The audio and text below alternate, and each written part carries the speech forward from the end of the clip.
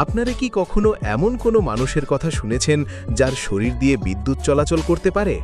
অথবা এমন কোনো জায়গার কথা জানেন যেখানে মানুষ বাধ্য হয়ে মাটি খেয়ে বেঁচে থাকে? আর ক্রিকেট প্রেমীরা, আপনারা কি জানেন বলের গতি আসলে কিভাবে মাপা হয়? এমন আরও অবাক করা ও ইন্টারেস্টিং তথ্য জানতে ভিডিওটি শেষ পর্যন্ত দেখতে থাকুন। বন্ধুরা, ডেনমার্কে এমন একটি লাইব্রেরি আছে যেখানে কোনো বই নেই। এই লাইব্রেরির নাম হিউম্যান লাইব্রেরি। এখানে বইয়ের জায়গায় মানুষ থাকে। আপনি চাইলে তাদের সাথে কথা বলতে পারবেন, তাদের জীবনের অভিজ্ঞতা জানতে পারবেন। এভাবে বাস্তব জীবনের গল্প থেকেই অনেক কিছু শেখা যায়। এবার শুনুন এক অদ্ভুত মানুষের কথা, মোহান। ধারণা করা হয় তার শরীর দিয়ে বিদ্যুৎ প্রবাহিত হতে পারে। তার ওপর বিভিন্ন পরীক্ষা নিরীক্ষা করা হয়েছে এবং বলা হয় সে নিজের শরীর দিয়ে লাইট জ্বালাতেও সক্ষম হয়েছে। যদিও বিষয়টি খুবই বিরল, তবুও এটি সত্যিই অবাক করার মতো। বন্ধুরা, আপনারা যখন পিৎজা খান তখন কি কখনো ভেবেছেন প্রথম কে বাড়িতে পিৎজা অর্ডার করেছিল?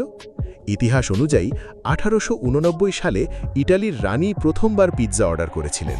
এরপর থেকেই ধীরে ধীরে বাড়িতে পিৎজা অর্ডারের প্রচলন শুরু হয়। এবার আসি অডি গাড়ির লোগোর কথায়। এই লোগোতে 4টি রিং দেখা যায়। এই 4টি রিং আসলে 4টি আলাদা কোম্পানির একত্র হওয়ার প্রতীক, যেগুলো মিলে তৈরি হয়েছে অডি ব্র্যান্ড। বন্ধুরা, পৃথিবীর কিছু জায়গায় দারিদ্র্য এতটাই বেশি যে মানুষ মাটি খেয়ে থাকে। ক্যারিবিয়ান অঞ্চলের কিছু মানুষ মাটি ও অন্যান্য উপাদান মিশিয়ে খাবার তৈরি করে। শুনতে অদ্ভুত লাগলেও এটাই তাদের বাস্তবতা। এবার ক্রিকেটের কথা। বোলারের বলের গতি মাপা হয় স্পিড গান নামের একটি যন্ত্র দিয়ে। এটি খুব দ্রুত এবং নির্ভুলভাবে বলের স্পিড দেখাতে পারে। বন্ধুরা, ভারতের প্রধানমন্ত্রী নরেন্দ্র মোদীর জীবনের গল্প অনেক অনুপ্রেরণাদায়ক। তিনি একসময় চায়ের দোকানে কাজ করতেন। সেই ছোট্ট শুরু থেকেই তিনি আজ দেশের প্রধানমন্ত্রী, যা প্রমাণ করে পরিশ্রম করলে সবকিছু সম্ভব।